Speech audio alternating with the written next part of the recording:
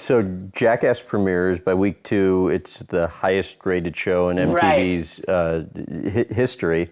How immediately and in what ways did your life change? It was overnight. The very next day after it aired, like my life was totally different, which speaks to how much less fragmented the media was back then. You know, I mean, granted, with basic cable, there was still a lot of channels, but nothing like it is now.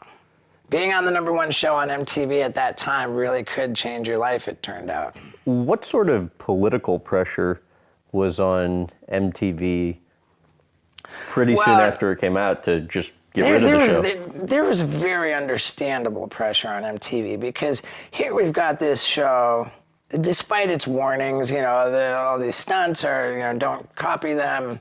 Kids were showing up in hospitals, like, all over the place. Really? Yeah, and directly because of us, you know? I think one kid died, like falling out of a truck or something. Like there were never, I don't think, any lawsuits, but there was just the fear of lawsuits. You know, Senator Joe Lieberman really campaigned behind the outrage and you know. So what happened was MTV started really being fearful, really like limiting what they would show and censoring us. Mm-hmm. And Knoxville wouldn't have it. He just said, no, I'm not doing a watered down version of this. You guys can right off, I quit. And that left the rest of us, like, what do you mean you quit? Like, but he knew what he was doing all along. He wanted, you know, he didn't want basic cable television money. He wanted like box office movie money. And so he saw it as a way to make a movie. You know, he said to somebody, I don't know how it went on behind closed doors, but the idea was, well, if you guys are so worried about kids getting hurt, make a movie with an R rating, and then you've got that protection. Kids can't see it. So then we can be even crazier, and then we can have a movie. So he just got a movie deal.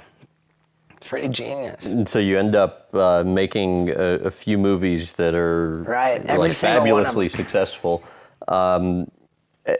You know, I know when people have asked you this before, you guys have said it's because you're just getting too old. But I mean, it's kind of bullshit because you guys aren't that old. Why not make another movie given the success of the past? I mean, that's a great question. I don't know. I mean, the short answer is that Knoxville is not interested in doing that. What conversations have you had with him about it? Well, there's been emails from some of the other guys, particularly one guy who periodically has sent group emails to Knoxville, Spike Jonze, Tremaine, the whole cast, saying, you know, come on, guys, let's make another movie. Everybody wants it. You know, like, I get asked every day, are we going to make another movie? And Knoxville responded to the last one with, I get asked every day if we're going to make another movie as well, but I would rather people ask for another movie than, why did you make that last movie?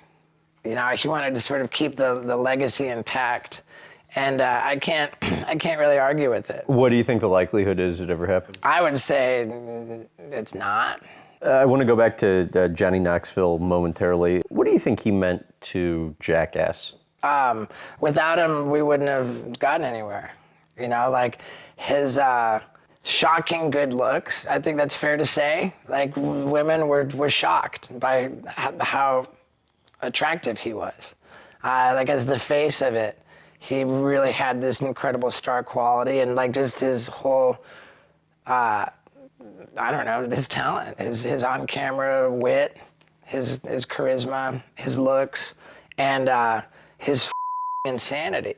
You can't take away from Knoxville that he's absolutely the craziest one of all of us. What about to you personally?